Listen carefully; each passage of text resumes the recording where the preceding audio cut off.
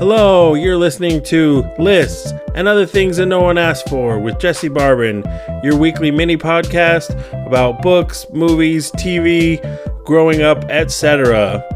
Thank you for listening. This week we're collecting the top 10 dad albums, aka the albums you got introduced to by your dad, cool uncle, cool older brother, father figure, etc. I'll devote another week to music you were exposed to by your mother later. I'm realizing now that yesterday was Mother's Day and it would have made more sense to do that today, but I didn't think of that. Calendaring is not my strength. I heard a lot of music from my dad. My dad would drive us a lot of places and he always had the radio on. He was always switching between the classic rock, adult contemporary, and top 40 stations, so that's what we heard all the time. He would not let us change it to the rock, alternative, or hip-hop stations. Consequently, I have a deep and abiding affection for dudes like Phil Collins, Steve Winwood, and Peter Gabriel. Incidentally, it was only when I was older that I realized they're not all the same guy. I also have love for Whitney Houston, Madonna, and Cyndi Lauper, although I could tell them apart. I also like the one-hit wonders. The King of Wishful Thinking might be one of my favorite songs of all time. Dated 90s production and all. This is probably a function of hearing it a billion times in the car as a little guy, but it is in my brain deep.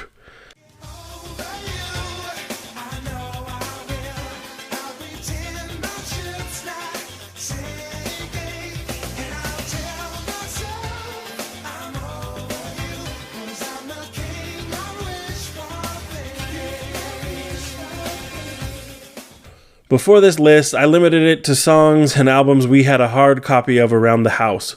Where my mom would sometimes buy new CDs, I don't remember my dad buying new music at all. He was at the point in his life where he couldn't justify spending money on music.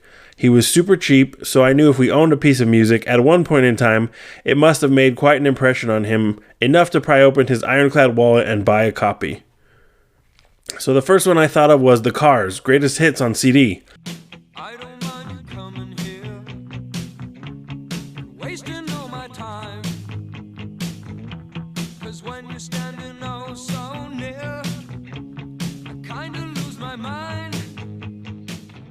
I'm old enough that I remember my family getting a CD player and what a momentous occasion that was.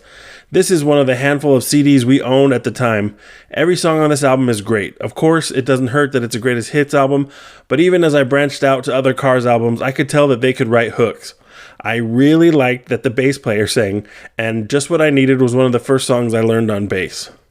Next is Led Zeppelin 4 on CD.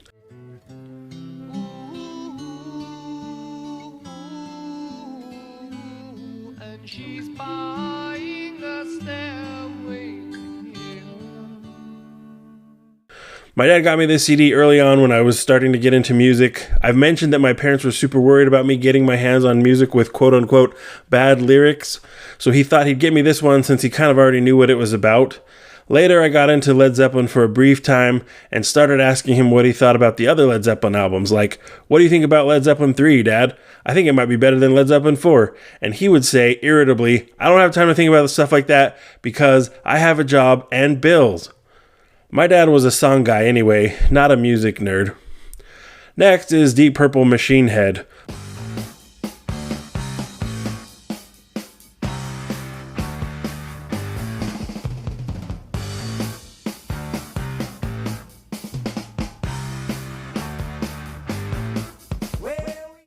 This album introduced me to riffs. Smoke on the Water, obviously, and Space Truckin' was one of the few times my dad would actually let me turn the stereo up really loud. That riff still rips, by the way. Boston, self-titled, on vinyl.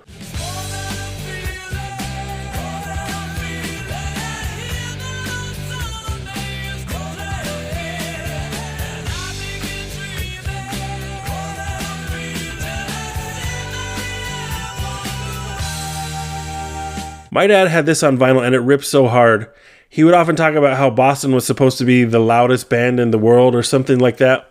I think Boston later became known for having an overproduced sound, but for me, all the layers of guitars and vocals are so great, and it really showed the future of rock to come. Tom Scholz is kind of like a proto-Joey Sturgis, don't you think? Next is Huey Lewis 4 and Huey Lewis Sports, both on tape.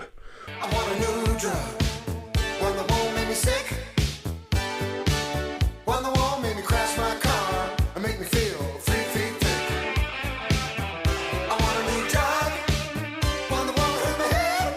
We had these tapes, and it was well after Huey Lewis had jumped the shark, but I love them.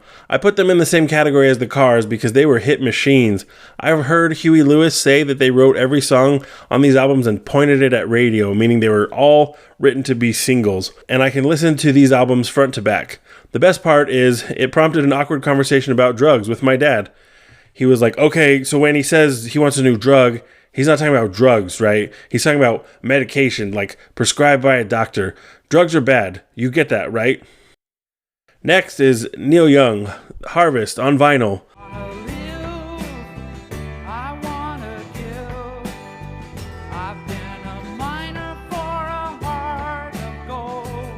For a hot second, it was cool among my friends to like classic rock, and the name Neil Young got tossed around a lot. In response to that, I went into my dad's record collection, and sure enough, it was there. I liked it because it was so different from anything that I was listening to. I'm embarrassed to say this, but at one point I bought one of those harmonica holders and some harmonicas, thinking I was going to be a harmonica guy. Luckily, that didn't pan out. Luckily for everyone. Second to last is The Police, Synchronicity on tape.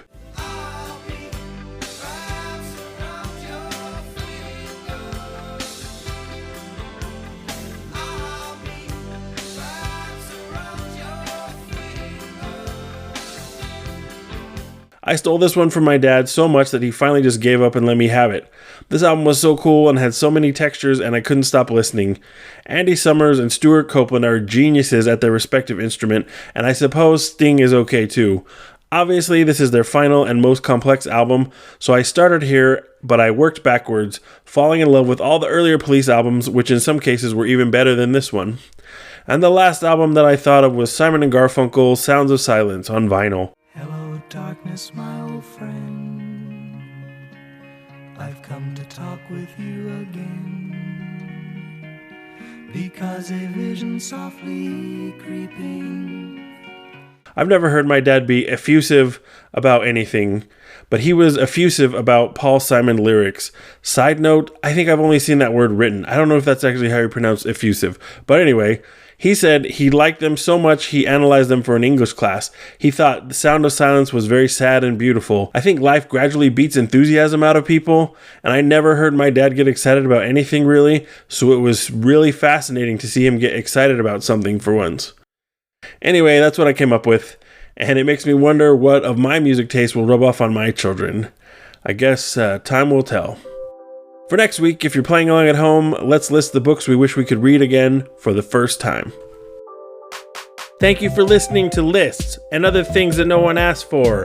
If you have a suggestion for a list or an idea you'd like me to talk about, please fill out the Google form in my bio, and I'll get to it. I'm available everywhere at Jesse Barbin, new episodes every Monday.